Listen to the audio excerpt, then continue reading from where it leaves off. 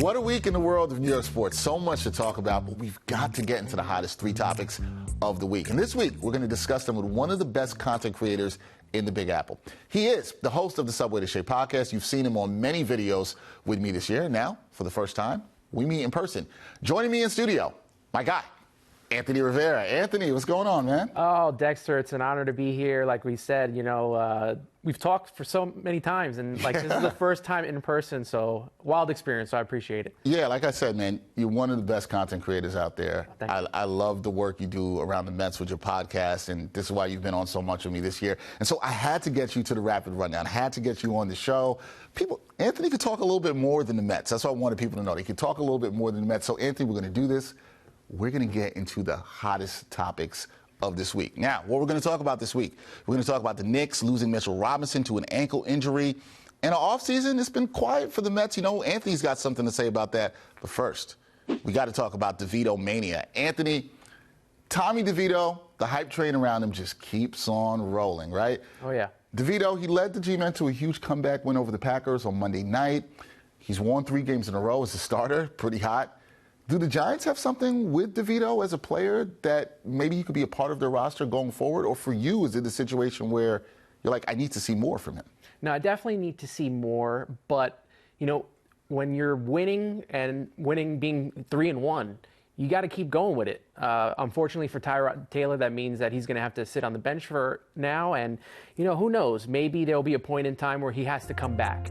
But for now, you got to roll with DeVito, the whole DeVito mania, and what we're seeing at Giants Stadium, the whole Sopranos gig thing, too, that's going on.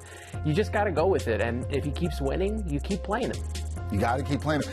It's funny in this, you mentioned that about Tyrod Taylor, right? Because I kind of feel a little bit bad for Tyrod Taylor. He's always had these bad breaks, right? He's close to getting an opportunity to start, and then it just doesn't happen. But I'm kind of with you. You got to ride the hot hand. It's good for the Giants.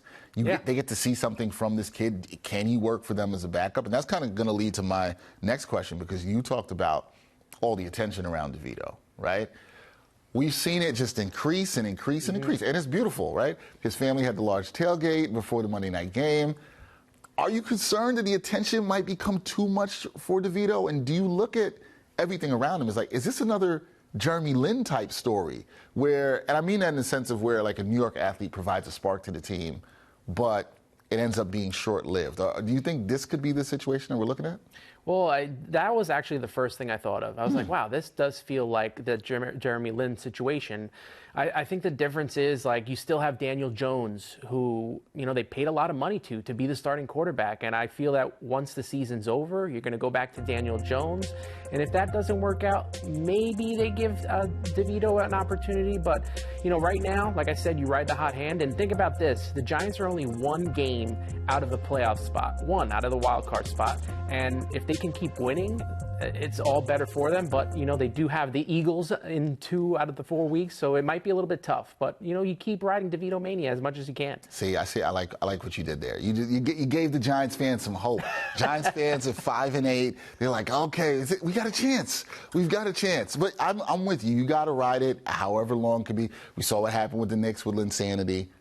Sometimes you just got to enjoy the wave, man. Right? Just got to go with it. Have a little fun. It started off not great season, and we all thought it was going to be a miserable season, all thinking about maybe the Giants might draft a top quarterback and see what they can do there. But, now being 1 game out, you got to have a little hope and you got to have a little fun. DeVito's having fun. The team is having fun. The fans are having fun, and that's all you can ask for. Nothing wrong with having a little fun. We all want to win, but if you can have some fun while you're doing it, that's pretty good too. All right, next, we got to talk some Knickerbocker basketball. Oh, yeah. I know you're excited for this one, too. So the Knicks, they announced on Monday that Mitchell Robinson would undergo ankle surgery this week. He's going to be sidelined for at least 8 to 10 weeks. On a scale of 1 to 10, how concerned are you about the Knicks being able to keep their head above water without their best rebounder and best interior defender? That's an important part, right? Best rebounder, best defender, and it hurts them, right? 8 to 10 weeks is a lot of time to lose Mitchell Robinson, who is a key cog for all the reasons that we talked about. And not having him around, if the Knicks can, keep themselves afloat, I think they'll be okay. They really count on, Jalen Brunson. They count on Julius Randle and R.J. Barrett. If those 3 guys are, running on all cylinders, That's pretty huge for them. Just keep afloat until Mitchell can come back. But it's really tough with, Mitchell being so injury prone. I know he played, I think it was 72 games in 2021, 2022. Besides that, every other season, 66 games or less. He's got to stay healthy if this Knicks team is going to get to that next plateau in the postseason. He always seems to have a stretch where he's out for a period of time. It's a really tough break for him with this ankle injury, and it's tough for the Knicks. But it was an interesting week this week for the Knicks, right? Because you saw them beat the Raptors. Then they began a 5-game road trip with a loss to the lowly Jazz. Knicks fans were not happy about that. And then they have a thrilling win on Friday night over the Suns, where Jalen Brunson gives you a 50-piece. Yep. Where are you on this Knicks squad, right? Because they're 14-10 right now. And there's a lot of different talk about what they should do and where they're at. But do you think it's time for this team to shake things up? Is it time for a trade? How do you view it?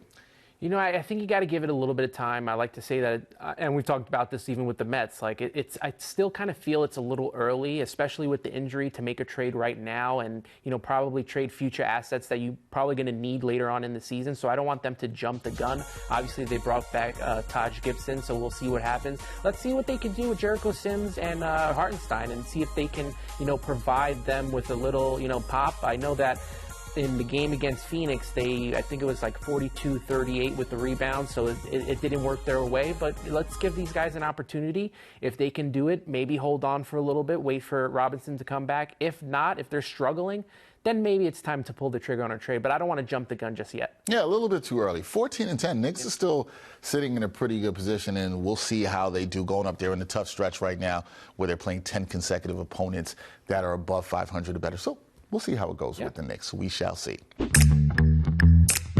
All right, here we go. This is the time. Anthony, you're here, host of the Subway To Shea Podcast. We have to talk some Mets baseball. Oh, yeah. You knew that we have to do this. There's no way I could have you up here for the first time meeting you. We don't talk Mets baseball. That would just be wrong. It would be absolutely wrong. In terms of the offseason for the Mets, let's just be real. It's been quiet. It's been very quiet. When you look at what other teams have done, like the Dodgers landing Ohtani, Yankees trading for Soto, do you think after a disappointing 2023 season that it's imperative that the Mets bringing in a big name? Do they have to do that this offseason? Do the Mets need to bring a big name to Flushing? I don't know if it's imperative. It would be good for not only the front office to build some goodwill with the fan base, who's very frustrated and wants to see this team win. The patience is not something right now that the Mets fans have. And, bringing in a big name like a Yamamoto, which is probably the biggest name you could bring in right now. They were never going to get Juan Soto in a trade. They didn't have the assets. They weren't going to sign Ohtani. It seemed like the writing was on the wall for him to sign with the Los Angeles Dodgers. So those guys I can't get upset about not signing. But, when I look at free agency right now, and it's been very frustrating. The hot stove has been very cold, definitely in Queens. And I always look at it as like, are any of the guys that have signed already, are any of those players that I would be like, you know what, I really wish I would have signed that guy? There's been none. There's still a lot of guys out there. You have the Jordan Montgomerys out there. Obviously, Yamamoto's still out there. On offense, Soler, Teoscar Hernandez. So there's still options available. So I don't want to say it's imperative. This team is still in that kind of retooling mode. And, Steve Cohen mentioned it. Billy Epler mentioned it before he left. And so did David Stearns at the GM and winter meetings. So I'm going to trust in them. The front office is just beginning, and let's see what they can do. Let's see if they can actually retool this team to be competitive next year. And, if you're competitive, there's an opportunity to make the postseason. So we'll see what happens. Yeah, we'll see what happens there. You mentioned a bunch of names there. You're right. There's still a lot out there. You can't just get disappointed about what can happen with Ohtani and Soto, right? But who's still out there in terms of those players you mentioned via trade or free agency that for your holiday wish list, I'm giving you a holiday wish list, Anthony. Who's number one on your holiday wish list right now for the New York Mets? Yeah, it's definitely Yoshinobu Yamamoto. He is the guy that I want the Mets to gift wrap to me this holiday season. And, if they don't get him, it's not because they didn't try. I think that the Mets need to be the team, no matter what the cost is, to outbid everybody else, because it shows, two things: that at least one, they tried, and if he didn't want to come here, it wasn't because the Mets didn't offer him enough money. So he's definitely the guy that I want. And if it doesn't work out that way, I've talked about it on the podcast. I posted on YouTube about, bringing in a guy like a Jordan Montgomery. There's also Shota Imanaga, who's another Japanese import that they could possibly bring in. And then on a smaller scale in pitching, Lucas Giolito for the back end of the rotation to go with Luis Severino, who the Mets signed. And offensively, obviously there's Teoscar Hernandez and Jorge Soler, DH guys, could possibly put him in the outfield. But one guy that I really want is Justin Turner. It's time to bring Justin Turner back home. I think he would be nice to be a DH, play every so often, and, spell the guys at third who are still learning, like Brett Beatty and Mark Vientos. So if you could help those kids out, and build your own equity and trying to make this roster better, you got to go out and do it. So I say bring Justin Turner back home. Okay, bringing Justin Turner back. I believe New York Post Mets beat reporter Mike Puma, he reported on Friday that there have been some talks between both sides about that. So maybe we see them go back in. This just came to me as we were talking about the Mets, and this is, my producers don't even know we're doing this.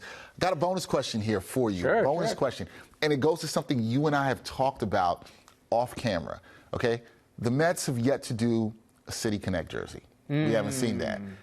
What do you want us, do you feel like 2023 is the time, 2024, I should say, is the time for the Mets to finally have a City Connect jersey?